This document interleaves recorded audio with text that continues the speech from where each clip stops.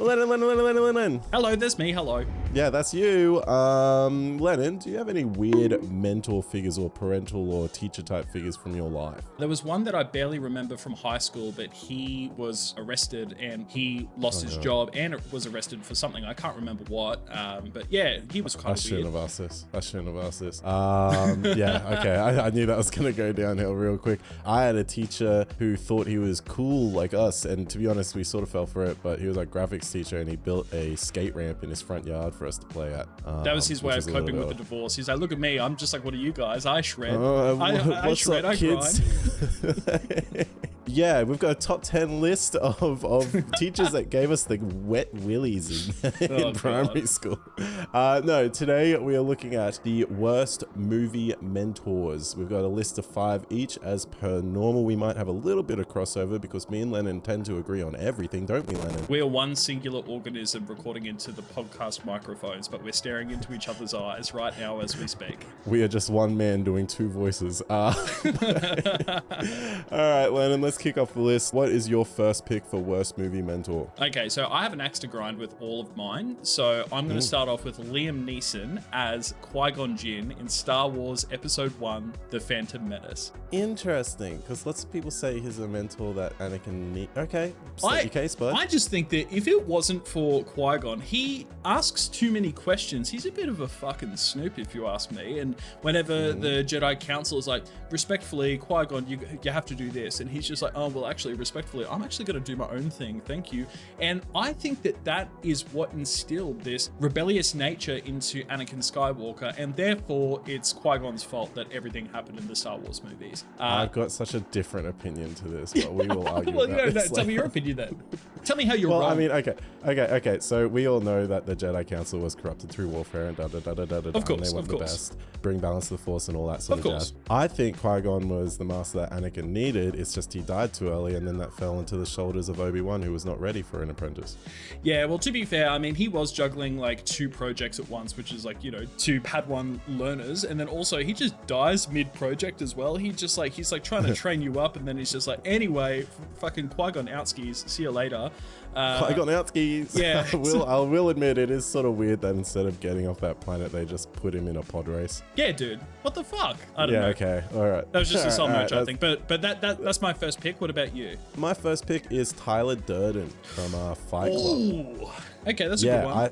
I don't know if you count this as he's definitely a mentor, right? I was a bit shaky about the definition on this one because he is a figment of someone's imagination, but he does sort of mentor the rest of, what was their project called? The little anarchy club, the little fight club. Oh God, yeah. I feel like we were only just talking about Fight Club like the other week, and I've already forgotten about this. We're 2 white guys. We always talk about Fight Club. But this is like what we do. It's just what we do as 2 white guys who are 30 years old. We have to start a podcast Working or start in talking culture. into a microphone with each other, even though we are one single organism that are just pulling off 2 different voices. Yes. But yeah, I can't remember, but I would say he was a mentor to a certain degree. Yeah, definitely. Well, okay, I'm all down for stick it to the man. I'm all down for taking down capitalism, but he doesn't really let a lot of his underlings know what the go is when they get into this fight club. Like it's very quick pipeline to being in a cult. Yeah. And he definitely doesn't let the narrator know what's going on. So I guess that's my pick. My first pick is Tyler Durden. Dude, he doesn't even let the main guy know what's happening, and and he's him. He's him. He's just the worst mentor because he doesn't exist. like that. And I was about to say absent father figure. Yeah. All right, Lennon, what is your second pick? Oh, so I had to really think hard about this one, but the next mentor that I have an axe to grind with is Liam Neeson as Ra's al Ghul in Batman Begins. So interesting. So he starts off, he's mentoring you, and you're like, you know what? It's Liam Neeson. He's awesome in every movie that he's in, and he's grooming you to join the League of Shadows without telling you that they're basically domestic terrorists. So there's that. That's a little subtle detail. He's like, don't read the fine print of this contract. You're going to be a domestic terrorist. And then he basically, he whoop-de-wops Batman, and then he's ultimately the villain. Like, it's a bit of a cliche thing that, the main protagonist has to overcome and defeat the mentor at the start of the movie. But yeah, I don't know, man. If I was Bruce, I'd be so fucking pissed at Liam Neeson or, Ra's al Ghul. How do you say Ra's al Ghul? Is it Ra's al Ghul? Okay, so I say Raz. This is a big argument in the comic community. Ooh. Me and my old roommate used to argue about this quite frequently. Oh no. It's why he moved out. But some people say Raish. It depends, like in the Arkham series, I'm pretty sure they call him Raish. In some of the old cartoons, they call him Raz. Different comic creators have said different things. And to be honest, Raz sounds cool to me. Raish sounds wanky. Yeah, it does, hey. Well, I'm going to go with Raz, and Liam Neeson is Ra's al Ghul. I don't like that guy. I've got an extra run with him. And that's fair. And neither does Batman, because he totally lets that guy die. So yeah, dude. What the fuck, man? Yeah. Keeping with the superhero theme, my second bad mentor is Professor X, Professor Xavier. Ooh. I'm going to say one thing. Children's soldiers. He runs a school, but it's just a pipeline to send these kids into war. It's not good. And even some of the hopeless X-Men end up fighting people. So it's like they couldn't just get a tertiary education. No, I'm going to send them to fight. Actually, I have another beef with Professor X. He regularly sends a man with metal bones to fight a guy who has power over metal. Oh, yeah. That's just mean. Yeah. That's not nice. And you can't say that he didn't already have that mapped out in his head as well, because he basically knows everything. Ho, ho, ho, ho. Suck this, Logan. Yeah. This will get you for clogging up the drains with your hair in the showers. No, but and also just the last thing I want to say is he also has a history of mentally manipulating his students. Like Cyclops, Jean Grey. It's in the movies. It's in the comics. I'm pretty sure he has a crush on Jean Grey at one point in the comics. Well, that's creepy. But I'm confident that James Marsden's Cyclops just slipped him a crisp $20 bill, and he's just like, hey, can you just send Logan over here, please? Yeah, thanks. Please. Please, thank you. Yeah. All right, what is your third pick, Lennon? Okay, well, speaking of kids, my third mentor that I have an axe to grind with is Liam Neeson as Aslan in the Chronicles of Narnia. So wait, what's with the Liam? Wait, are all these? Wait, nah, yeah, man. Keep going. Nah. So he literally just shows up whenever he wants. He disappears quite regularly, showing up whenever it's only convenient to him, and never when the kids need guidance the most, But he also gives children, the main, kids, I forget their names, but he gives them leadership roles despite having full knowledge of the dangers involved. And he operates through riddles rather than clarity, even when the stakes are just straight up all out war. And he just manipulates events from the shadows, rather than really just directly intervening, unless it's one really cool action shot or whatever at the end of the movie. But he's just useless. He's just oh, okay, I'm this cool lion. I can talk. I'm going to help you guys out. Bye-bye. Bye-bye. Lennon. Yeah. Are all these Liam Neeson? No, what's your next one? No, but your last three have been Liam Neeson. Pure coincidence. Okay. I just had to, because I almost didn't listen to anything you said about Aslan, because I was like, hold on a minute. Hey, wait a minute. He's got a problem with Liam Neeson. No, I don't. He pisses his pants, but that's okay. He does piss his pants, and he did get with, I nearly said Angelina Jolie. Who's the other one? Pamela Angelina Anderson. Jolie of the past, Pamela Anderson. Is that why? We've all been there. We've all been with Pamela Anderson? No, we've all pissed our pants, but I mean, okay. What have you got to tell me? All right. My fourth pick is Dumbledore. Dumbledore. Oh, that's a good one. I was thinking about that. Yeah. I don't trust him. He runs his school like shit. He runs his school like absolute shit. He sure does. He doesn't look after those students. He's like, don't go in the dangerous forest. Fence it off, buddy. You look after kids. He has a house full of villains, the Slytherin, and he doesn't mentor them in any way. Actually, if anything, he sort of makes fun of them. He's like, taking your points off you, giving them to Gryffindor. Yeah, what the hell, man? That's just so rude. Yeah, and also the one that is supposed to like Harry Potter, he plays this kindly old mentor figure. He's secretly treating this kid like a horror-shaped chess piece. Yeah, dude, he's raising him like a lamb to the slaughter, dude. What a dick. He is genuinely the worst. He knows everything. He knows Harry's a Horcrux boy. Oh my god. He sucks. It's raining here. I don't know if you can hear it on the mics, but it's pissing down rain. No, you're safe. No, okay, cool. This is my safe space. You know who's not safe? Literally any kid at Hogwarts School of Witchcraft and Wizardry, thanks to the not so careful watch of Dumbledore. He's like, don't go to the third floor. It's the restricted floor. But every door is unlocked. Just saying. Also, crazy abusive. We all hated chatty teachers in high school, but the who put their name in the goblet of fire or whatever the hell he says. Yeah. God damn it. Get lost, bro. All right, what is your fourth pick? All right, so my fourth one, after careful consideration, I've got an axe to grind with this mentor. And it's Liam Neeson as Zeus from Clash of the Titans and Wrath of the Titans. So I would just say, first of all, bad dad. Like, we all know that Zeus, he gets around a little bit, He's just like, all right, I've spread my seed and I'm going to fly off into the sky. And he just withholds crucial information from Perseus, even when the world is ending, on two different occasions, mind you. And, he's just got a highly inconsistent management style. He alternates between, being a stern father, being an absentee parent, we can all relate, and just an apocalyptic warlord. So I don't see anything wrong with Liam Neeson's performance here. Obviously, he's an incredible actor and one of the greats of our time. But I just think that Zeus is just a horrible mentor / father figure. What do you think? I'm starting to think that I took this list seriously and your research was going to IMDb and looking up Liam Neeson roles. No. that's not.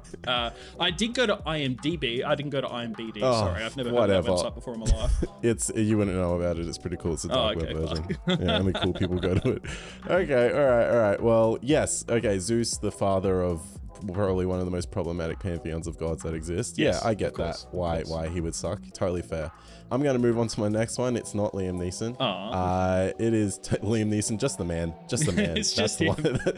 Just the man. I don't like his acting classes. But Tony Stark from the MCU, specifically from the MCU.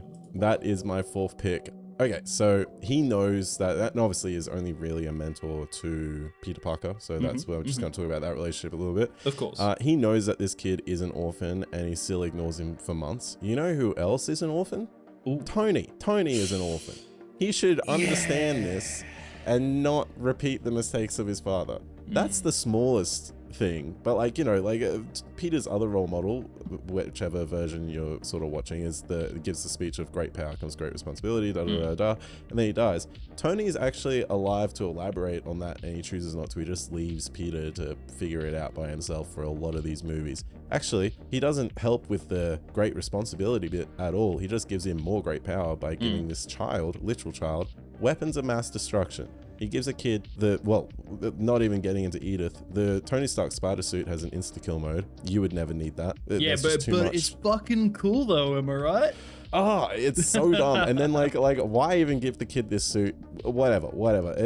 Yeah. And then, okay, let's touch on Edith for a little bit. You have so many other friends that are superheroes. Why does Peter get Edith? That never made sense to me. Why are you giving Peter, the child, the Edith glasses? You were friends with other people that are superheroes that can look after this. He's just like that guy where he's got a lot of money, but he's a really shitty dad. So he's just like, you know what, son? I'm just going to buy you a BMW, a really nice brand new BMW, even though you're a red pea plater.